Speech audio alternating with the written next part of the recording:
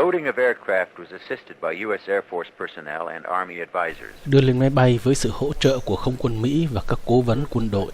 By terms of the Paris Agreements, the International Commission of Control and Supervision was created, composed of representatives from Canada, Hungary, Indonesia, and Poland. The ICCS observed every phase of the release of PW. Air transport was chosen both because of the speed of movement and the lack of suitable ground or water transportation.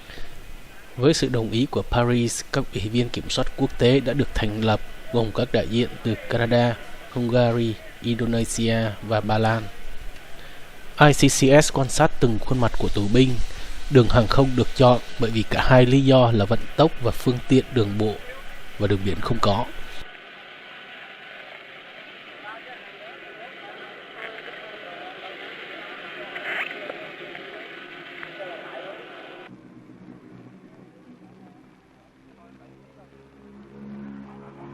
Mời đại úy Chí lại gặp tôi gấp. Em nhắc lại mời đại úy Chí đến gặp tôi gấp.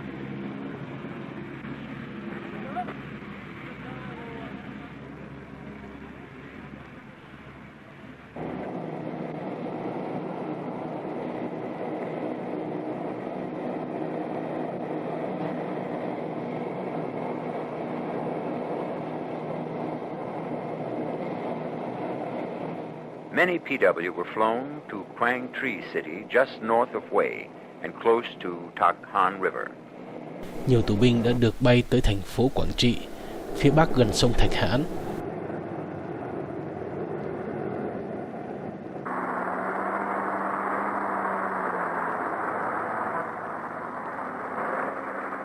They were then moved by truck through Quang Tri City, a bitter reminder of the war.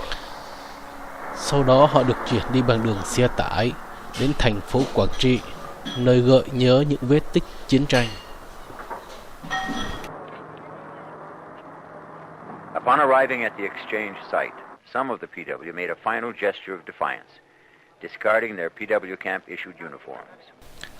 Lên đến các trạm trao đổi, một số các tù binh tỏ ra cử chỉ khiêu khích, thách thức bằng cách vứt bỏ các đồng phục của trại tù cấp cho họ.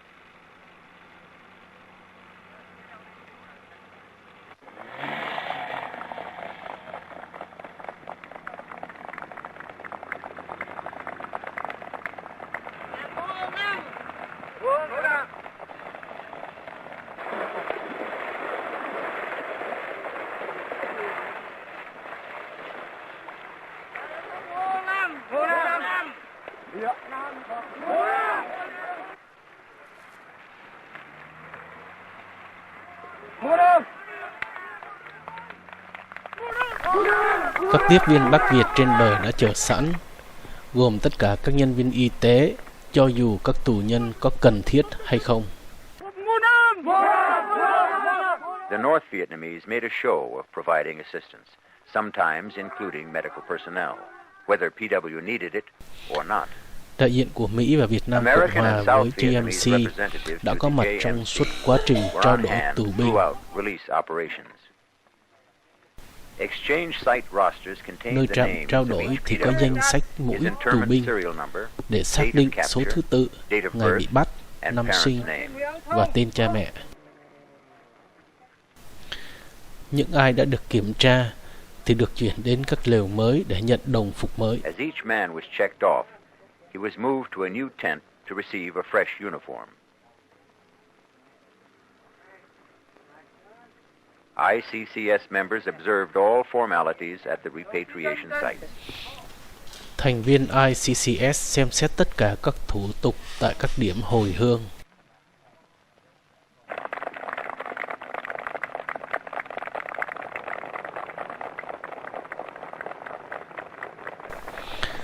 Mỗi nhóm tù binh mới tại điểm trao đổi, họ đều có cùng một cử chỉ khiêu khích được lặp đi lặp lại. Đây là trại Lộc Ninh. As each new group of PW reached an exchange site, the same rituals of defiance were repeated.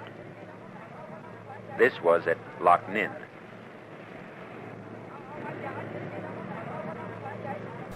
Hầu hết các tù binh không muốn trở lại với Cộng sản đã được phóng thích theo chương trình hồi chánh. Tuy nhiên, một số các tù binh khác đổi ý ở giờ phút chót. Một trong những số đó là ông này. Most PW who did not wish to accept return to the communist side had already been released under the New Life program. However, some PW changed their minds at the last minute. One such was this man. Trong khi ICCS thảo luận về những gì nên làm, một nhóm các tù binh vừa được thả ùa vào khu vực này đã gây ra vụ xáo trộn nhằm giải quyết bằng bạo động. Quân cảnh miền Nam Việt Nam đã cố gắng bảo vệ tù binh này khỏi sự quấy rối và đe dọa. Họ đã quyết định đưa anh ta lên máy bay, nhưng nhân viên Việt Cộng đã ngăn cản sự can thiệp này. Trong khi đó ICCS vẫn còn thảo luận, thì một nhóm khoảng 25 tù binh Cộng sản đã vội vàng cướp lấy tù binh này bằng vũ lực.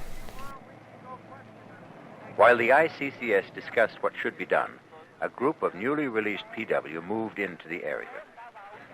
As it turned out in this instance, a decision on the matter would be violently settled.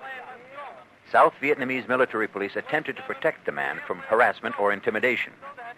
A decision was made to take him back to the aircraft, but VC personnel prevented such a move. While the ICCS was still discussing the matter, a group of approximately 25 men rushed the guards and took the man by force.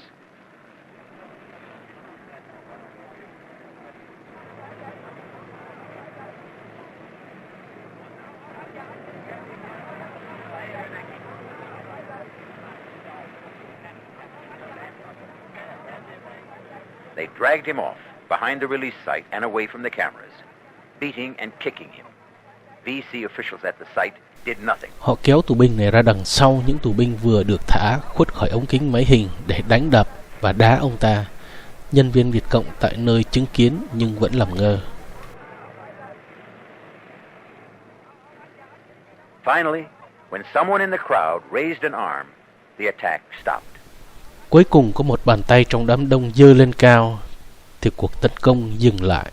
Later, at the insistence of the ICCS, the man was brought to their shelter for questioning. ICCS phải can thiệp khó khăn. Tù binh này đã được đưa đến lều của họ để thẩm vấn. A clearly frightened PW now insisted he would return to the VC. The South Vietnamese asked if the man was giving his answers under mental duress as a result of the beating. The ICCS decided that if the man was beaten and still wanted to stay, that was up to him. Rõ ràng họ đã làm tù binh này sợ hãi. Bây giờ buộc ông phải khẳng định trở về với Việt Cộng. Phía Việt Nam Cộng Hòa yêu cầu cho ông này một câu trả lời bằng phương pháp bị bắt giữ vì lý do về với Việt Cộng thì bị đánh đập. ICCS quyết định ngay cả tù binh này bị đánh mà vẫn muốn ở lại với Việt Cộng là quyền của ông ấy.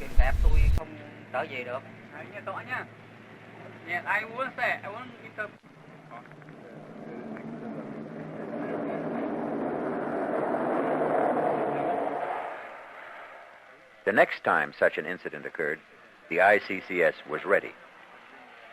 When a second PW refused repatriation, the ICCS chairman took steps to isolate the man and prevent any intimidation.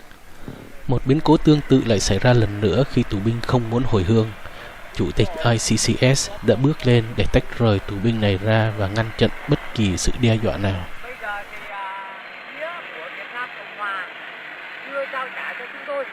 He was escorted directly to an ICCS. Tù binh này được dẫn trực tiếp đến lều của ICCS. Khi ICCS hỏi tù binh nếu ông muốn trở lại với Việt Cộng hay quay trở lại trong khu vực của Việt Nam Cộng Hòa kiểm soát, phía bên Việt Cộng liền tấn công với luận điệu của họ rằng chế độ Sài Gòn. The VC attacked what they termed the Saigon regime, claiming the man had been intimidated. Cho rằng tù binh này đã bị đe dọa.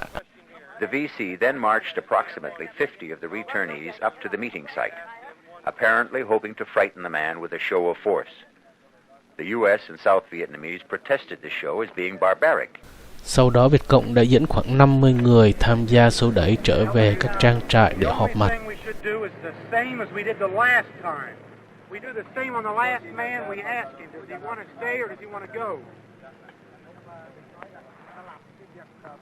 It was finally agreed to allow the man to return to territory controlled by the Republic of Vietnam.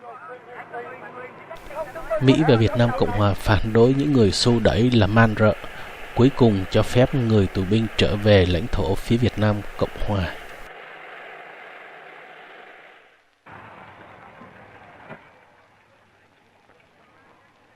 On the last day scheduled for repatriation, a group of more than 200 PW at Bien Hoa refused to return to the North Vietnamese or the Viet Cong. Những ngày cuối cùng của chương trình hồi hương, một nhóm hơn 200 tù binh Biên Hòa từ chối trở về miền Bắc hay tiếp tục theo Việt Cộng.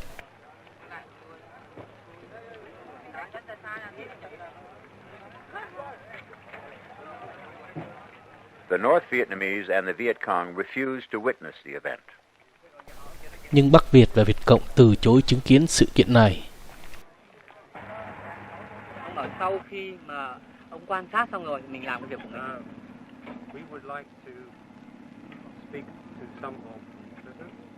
Ông bảo ông muốn nói chuyện với một vài người tù binh.